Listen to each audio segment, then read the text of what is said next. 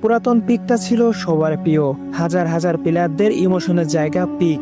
কিন্তু হঠাৎ করে গেরিনা নিয়ে এলো নতুন পিক। পুরাতন পিকটা মুছে ফেলা হলো, কিন্তু কেন কেউ জানে না।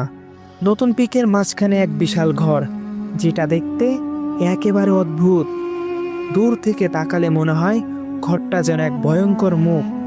মুখটা যেন ডাকছে, এসো, এসো আমার ভিতরে। ঘরের ভিতরে ঢুকলে গা শিউরে ওঠে।